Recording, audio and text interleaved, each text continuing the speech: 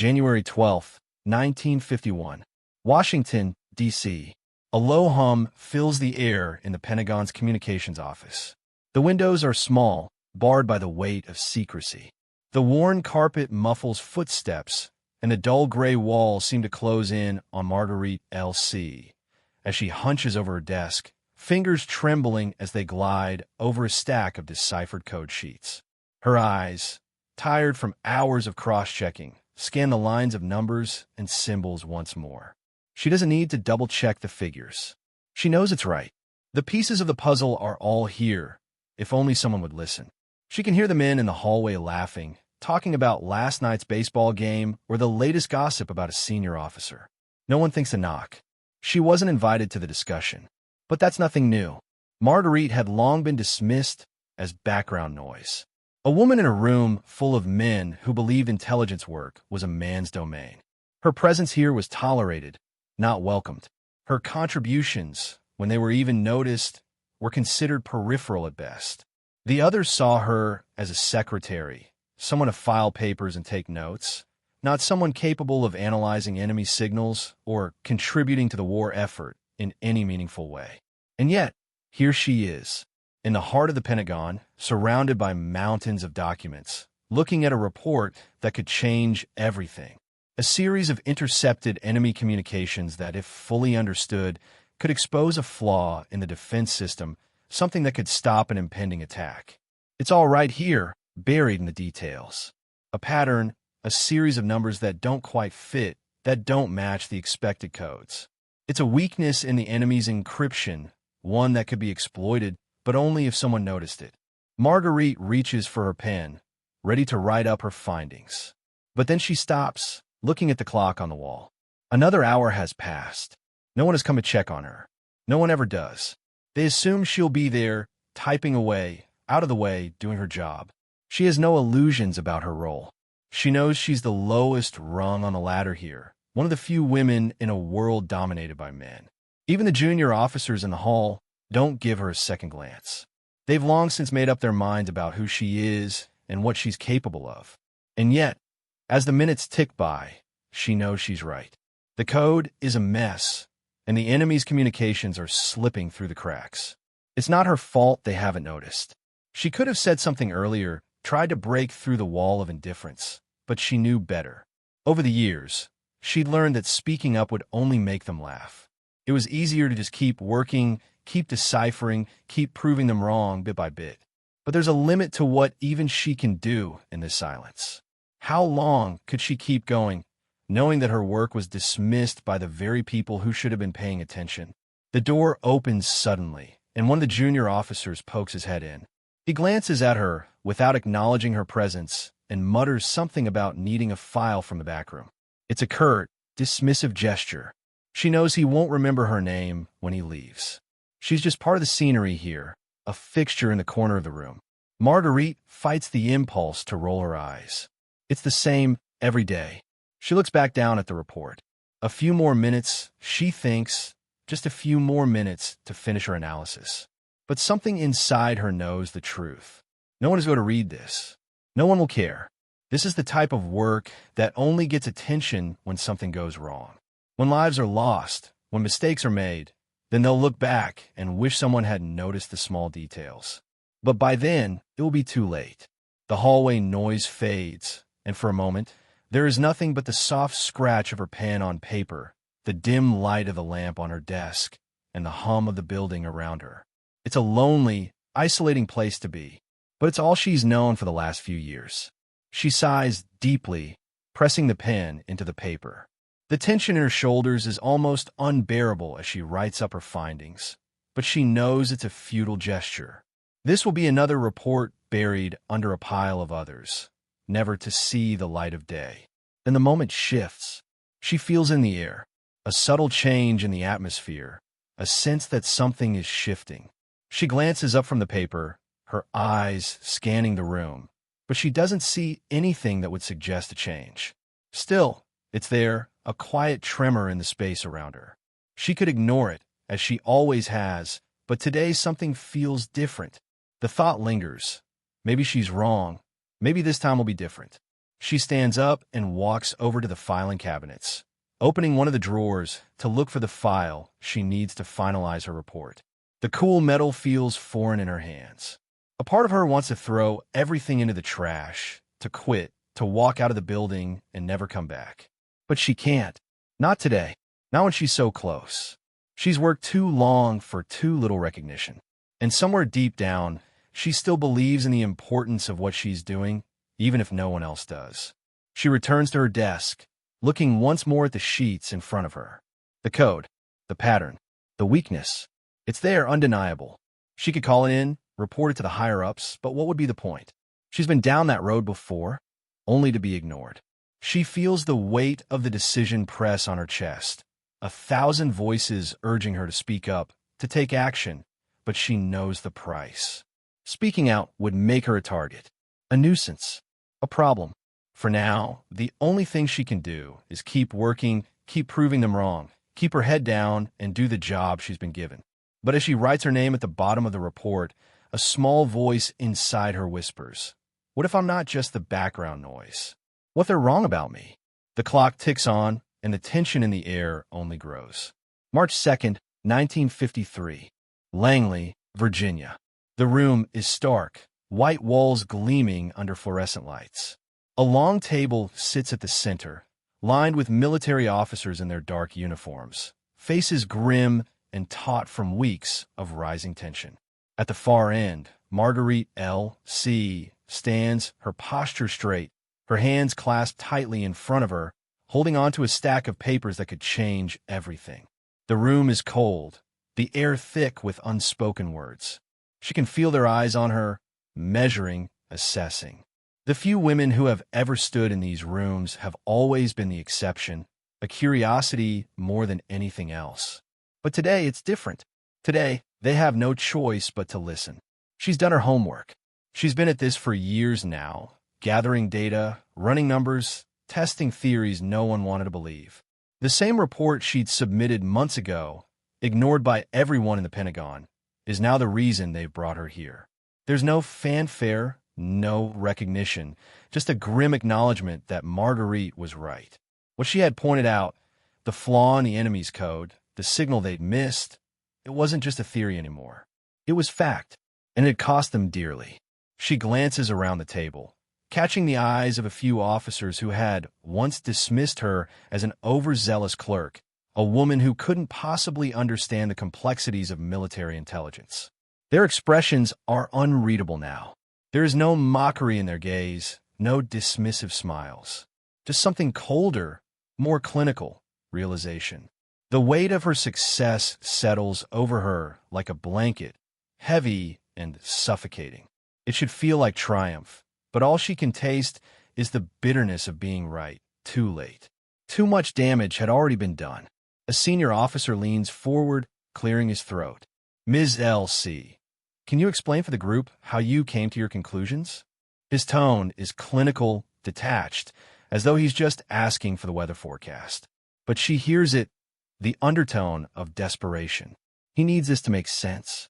He needs to believe that everything can still be controlled. Marguerite feels the power shift in the room, the tension beginning to crack. For once, it's no longer about whether she belongs here. It's about whether she can save them. She steps forward, her voice steady but tight. It's simple. The codes they've been using to communicate have a flaw, one that they've failed to notice. I've isolated the signals that match a pattern, one that fits into a gap in their encryption. It's irregular, but it's there. The enemy's entire system is based on these repetitions, and I've mapped them out. It's a weakness. Her words hang in the air, heavy with the weight of truth. A younger officer leans forward, skepticism still clinging to his expression.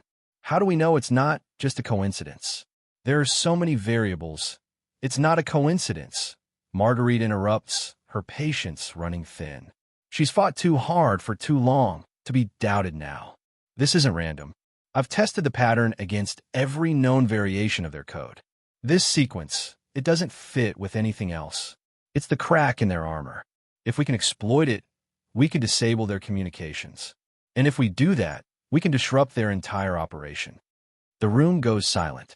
The senior officer, who had been the first to question her findings, now looks like he's been struck by a bolt of lightning.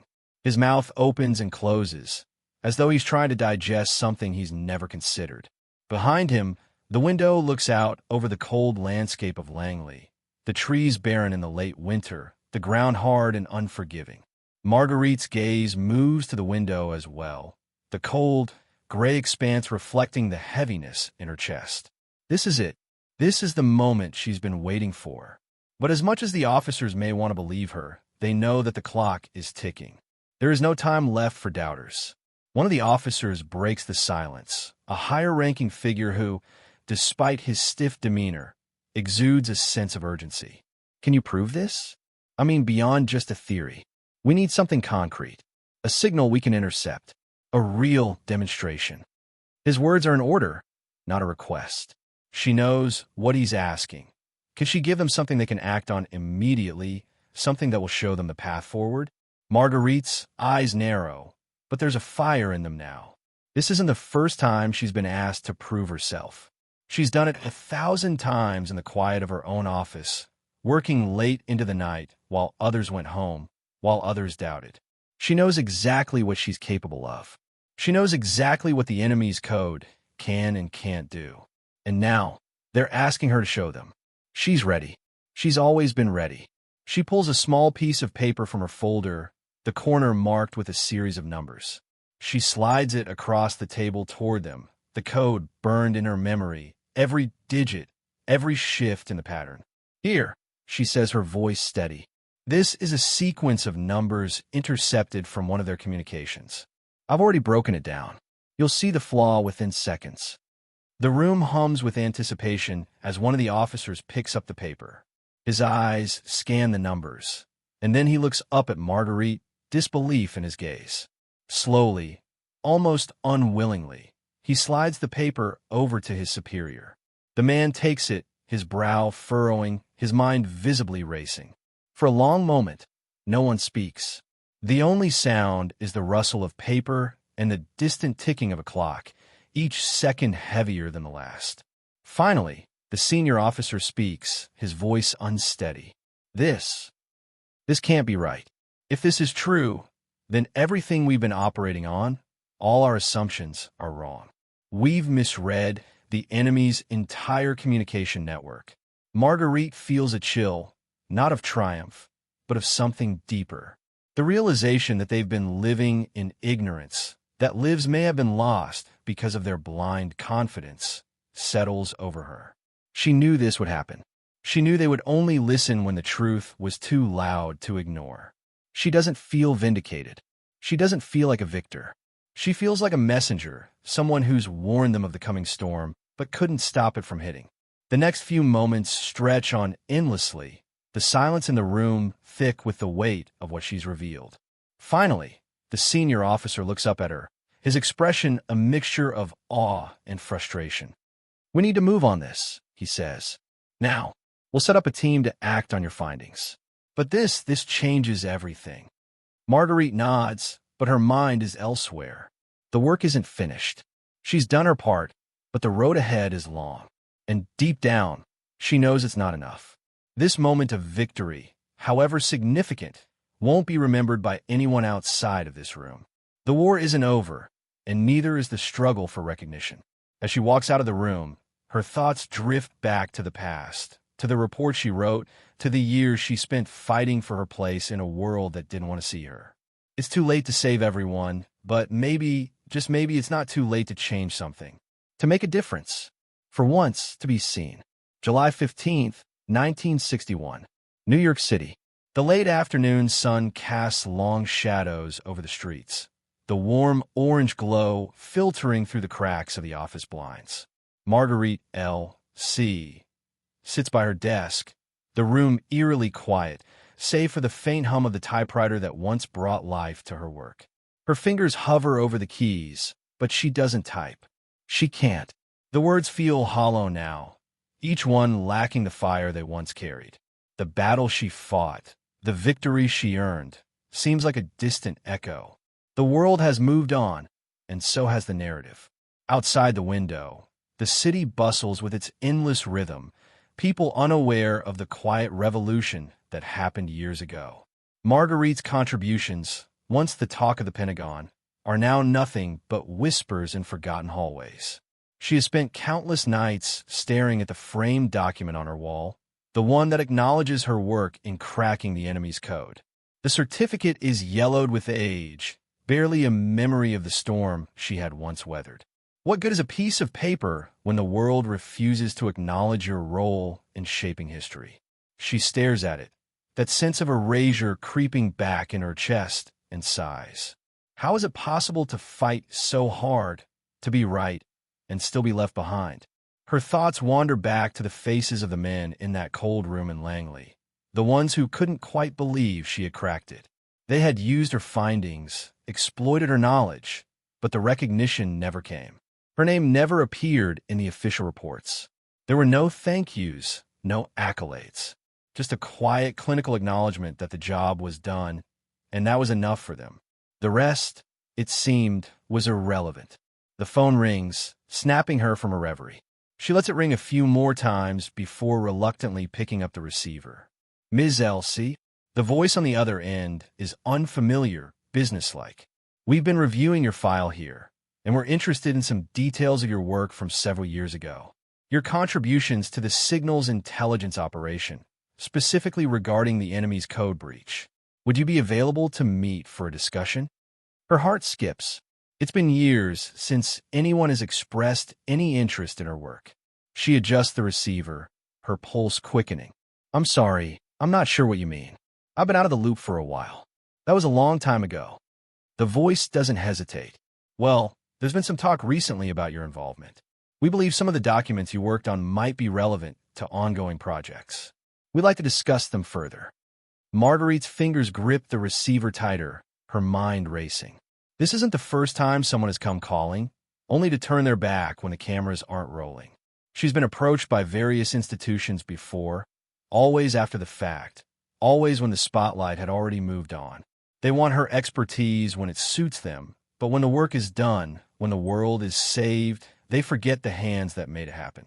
Send the details, she says, her voice carefully controlled, trying not to let the bitterness seep through. I'll consider it. The line goes dead. She slowly places the receiver back on its cradle, her eyes drifting back to the certificate on the wall. Her mind drifts to that moment, that precise moment in 1953 when they'd finally listened to her, when they'd all sat around the table in Langley, realizing, too late, that she had saved them. They had been so desperate to dismiss her at every turn, and yet when the storm came, it was her insight that made the difference. She had been the one to connect the dots, to crack the code. She had been the one who saw what no one else could. But the recognition? That was a different story. It had been buried beneath a mountain of official reports, a mountain too high for anyone to care enough to climb. The world they had saved had never once paused to thank her. They never asked about her, never spoke her name in the same breath as the victory they'd claimed as their own. It was as if she had never existed, a ghost in the shadow of military bureaucracy.